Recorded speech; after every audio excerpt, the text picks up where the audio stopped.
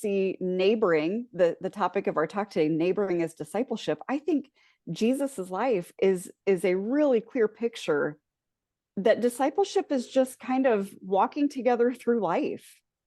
And it's, you know, it's going to look different dependent upon where we are and what we're doing and who we're around, but it is that act of just walking together.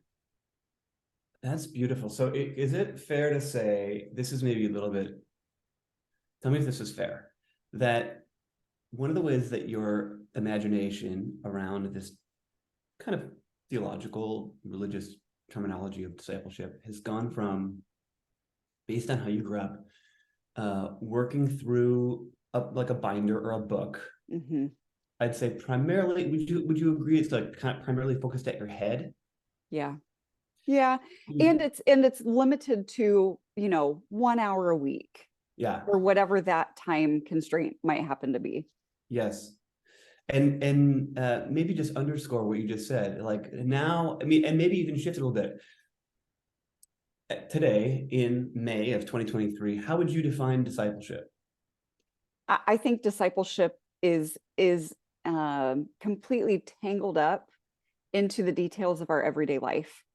I think discipleship, if it's actually discipleship, it's two-directional, multi-directional, so that we are in community together. We are walking through the ordinary and sometimes frustrating and often boring details of our lives, but we are doing so with other people, other humans around us. And as we kind of look at each other and interact together through whatever life happens to be throwing at us, we are seeing the love of God, the presence of God reflected off of the faces and the people around us. And we're being drawn into that love. We're being drawn closer to God through that process. And that to me is discipleship. Yeah, it's beautiful. Okay, so here's a question, a follow-up question. And this is a bit, friends, like, feel free to redirect us in the comments if this is a little obnoxious, but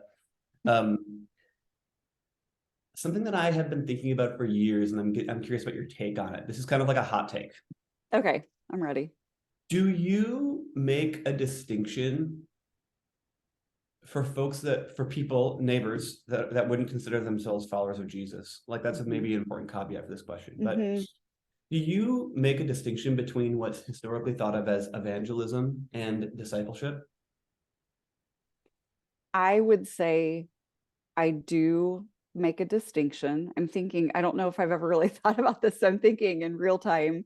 You know, my feelings about discipleship are mostly positive.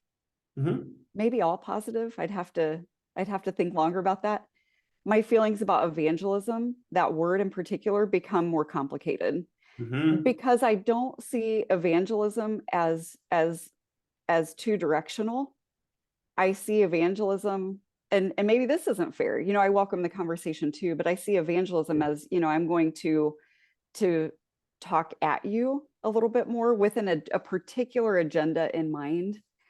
I can say for sure that I have been drawn into the love of God by people at all, you know, various stages of what we would say is, you know, a walk of Christianity. It gets hard to even define some of this because I'm thinking of, you know, my husband is a chaplain of a county jail. A lot of the people who move through my life, my everyday life, my home, are people who have been incarcerated or are currently incarcerated in work release facilities, home detention, things like that. And they would have a wide array of different answers to the question of, are you a Christian? That question in and of itself, I think, can be limiting. And so, but I also know that I see the love and the goodness of God reflected in them. I am brought closer to the love of God through them. I learn from them. And I learn different things from different people. But I think all of that counts. I think none of that is wasted. And so if we can begin to accept a posture of, you know, we're just going to kind of learn together and we're going to fumble around together and we're going to grow together. We're going to make mistakes.